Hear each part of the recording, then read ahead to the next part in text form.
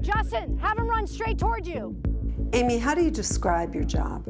I describe it as sports choreography. It's like a dance choreography, but we do it for sports. You want the action to look real, but it's all gonna have a certain timing to it. We train the athletes for the director's vision. Do you think that this job for a woman did not exist? It did not exist. I was the first, I'm still kind of one of the first, besides my business partner, Jessie. Seen 73 and market. There's not a lot of women in the entertainment industry in and of itself, and then when you combine sports with that, still one of the few, and it's a very interesting battle to play with some of the directors and some of the producers, as most of them are men, and they kind of come to the assumption that women don't know sports.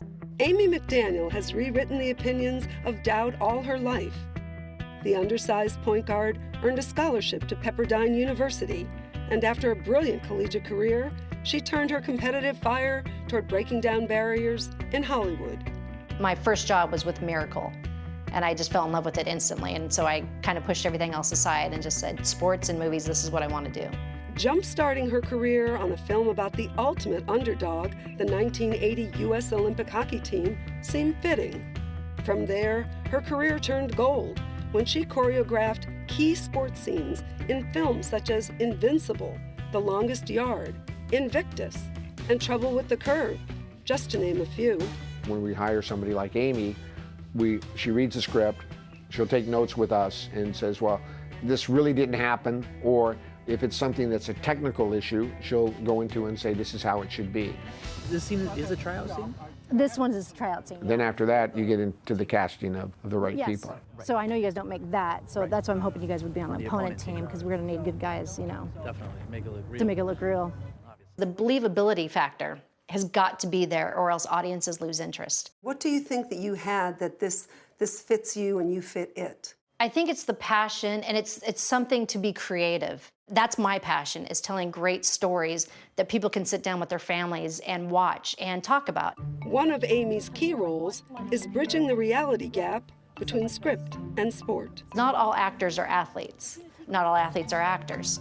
And it's combining those two and finding a good balance while still telling the story. Adam Sandler in Longest Yard, he wanted every snap of everything, and he wanted it to be professional. When we did Semi-Pro, Will Ferrell is probably one of my favorites. Trainwreck. That had nothing to do with sport, other than it was LeBron and Amy Schumer, and he had some moments there. But we know we're not going to tell LeBron James anything different. He's LeBron James. Well, I'm not going to teach him anything about basketball. He was great, though. He was fantastic. But you can block the action, which helps speeds up production, and then letting them have their moment. Aimee on both Trouble with the Curve and Invictus, she worked with the actors and the athletes well before the director was even there. Clint really looked at Aimee to get it right. So I had to go down and break down every bit of film that was in that. And so what I did was we had all the game footage, luckily, broke it all down, and then I would show my players, each team, we'd spend an hour of basically game film. When you do something like that, everybody knows all the plays, right? It was kind of like Miracle. You knew where you were when Ruzioni hit that shot, and everybody has a moment. So that was what it was like in South Africa. Everybody knew, you know, when the drop kick happened or when, you know, this try was scored. Luckily, we had Matt Damon for a week, so we can get all this timing down so that on the day, we're not wasting time, and Mr. East would know where to put the cameras, what action, where we were shooting it. I mean, I was able to pinpoint everything, so it just helps production speed up. My job is I just wanted to do it justice. Your ego seems so benign in this, and yet you don't become a point guard at Pepperdine on all these movies, having people like Clint Eastwood repeatedly hire you. I mean, what do you think, where do you put your ego in all this? I don't know. I was raised by a single mother. You know, we had to struggle through a lot of my early years, and I think she just, you know, just kept me straight ahead.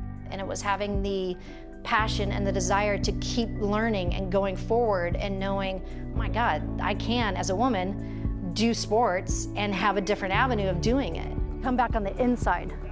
I know where I came from, and I'm very fortunate to be where I'm at. All right, thank you guys, good job.